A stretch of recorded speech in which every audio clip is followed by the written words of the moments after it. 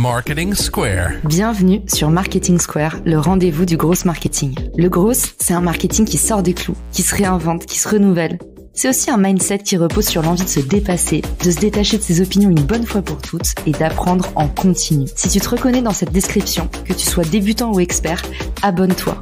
Ce podcast va devenir ton meilleur allié. Ce podcast est rendu possible par Refer, une application que j'ai lancée pour vous permettre d'activer et de monétiser vos réseaux. Pour découvrir la pépite, rendez-vous sur refer.social. L'application est disponible gratuitement sur tous les stores. On se voit de l'autre côté. Bon épisode.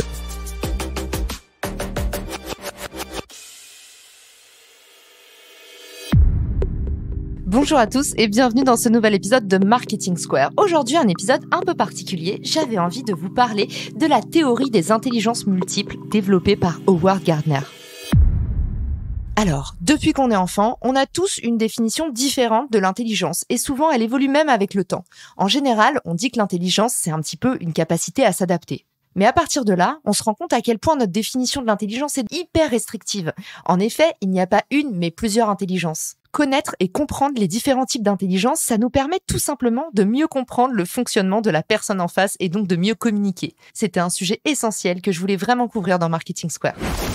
Cette théorie a été développée en 1983 par Howard Earl Gardner, un professeur de sciences et d'éducation de Harvard. Le premier type d'intelligence qu'il décrit est l'intelligence linguistique. L'intelligence des mots, l'intelligence du verbe. Autrement dit, c'est des personnes qui sont très à l'aise pour faire des présentations, pour synthétiser. Ils ont des capacités exceptionnelles à l'oral. Ce sont aussi des gens qui vont pouvoir choisir de façon très scrupuleuse leurs mots, avoir un don pour manier la langue et toutes ses subtilités. Dans le milieu professionnel, c'est souvent des gens qui se font un peu remarquer parce que forcément, ils aiment beaucoup parler, beaucoup convaincre, beaucoup argumenter et souvent, ils sont très forts aussi là-dedans.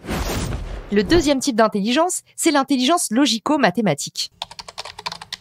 Ces personnes sont redoutables pour monter ou démonter des raisonnements, en particulier lorsqu'il s'agit des chiffres. Ils sont champions pour démonter des problèmes, résoudre des casse-têtes et décrypter des concepts. En entreprise, c'est souvent la tête un peu cartésienne du groupe, celui qui sait toujours rationaliser et va toujours tout ramener à l'essentiel. Pour eux, c'est la méthode avant tout. Ce sont des bons organisateurs et ils savent toujours garder la tête froide.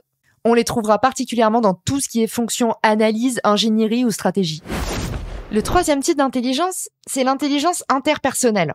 Ces humains sont des champions des relations humaines. Ils vont avoir de vraies prédispositions pour aller aborder les personnes, créer de nouvelles interactions, mais aussi les pérenniser dans le temps, les nourrir, les entretenir, divertir tout ce petit monde. On pourrait les résumer en social butterfly, des gens qui butinent un peu partout, qui vont avec tout type de profil et qui s'épanouissent dans la diversité et la pluralité de ces échanges. Le quatrième type d'intelligence, c'est l'intelligence naturaliste. C'est des gens qui ont un grand niveau d'attention pour leur environnement. Ils sont très sensibles à la cause animale, végétale. Ils s'intéressent énormément à la nature.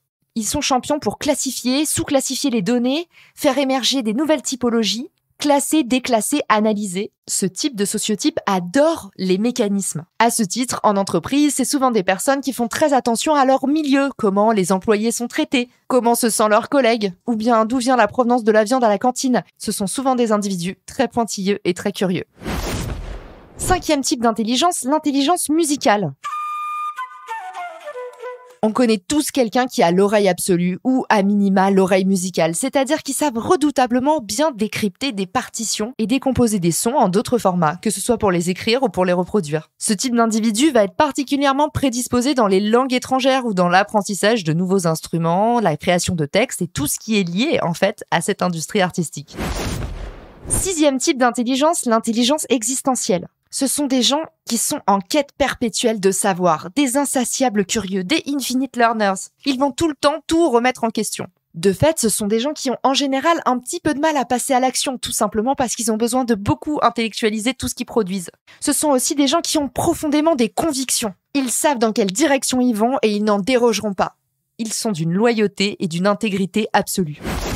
Septième type d'intelligence, l'intelligence intrapersonnelle. Ici, on est sur quelqu'un qui dialogue hyper bien avec lui-même. Il se connaît bien, il a une prédisposition naturelle pour l'introspection et de fait, il est vraiment dans la maîtrise de lui-même, une maîtrise irréprochable. Il s'entraîne depuis des années à se décrypter, à se comprendre. Il est donc capable de conscientiser au maximum tout ce qu'il ressent. En général, ce sont des tempéraments plutôt introvertis qui ont l'avantage de complètement se suffire à eux-mêmes. 8e type d'intelligence, l'intelligence visio-spatiale. Ces individus disposent d'une imagination débordante et une vraie capacité à créer. On connaît tous quelqu'un qui peut pas s'empêcher de griffonner en réunion.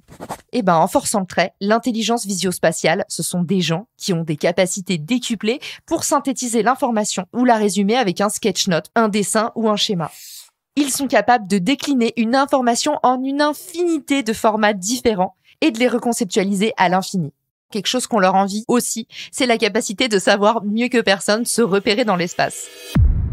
Voilà, c'est tout pour aujourd'hui. J'espère que cet épisode vous a appris à y voir plus clair. Alors bien sûr, mes définitions ne sont pas exhaustives. Si ça vous intéresse de creuser la question, je vous invite à vous renseigner sur la théorie d'Howard Gardner, les 8 intelligences multiples, ou à vous procurer l'excellent livre de Patricia Cloarec-Cyprien, Repérer et coacher les profils atypiques. C'est le livre qui m'a inspiré cet épisode. Si cette petite leçon vous a plu, dites-le moi, j'en referai d'autres. Et surtout, le but ultime de cet épisode, soyez gentils et tolérants avec vous-même. Ce n'est pas parce que vous disposez pas d'un type d'intelligence en particulier que vous n'êtes pas intelligent. À chacun sa sensibilité, creusez vos forces, oubliez vos faiblesses. À très vite dans Marketing Square. Ciao! Si cet épisode te plaît, tu peux le partager en me taguant ou lui laisser 5 étoiles sur Apple Podcasts. Marketing Square.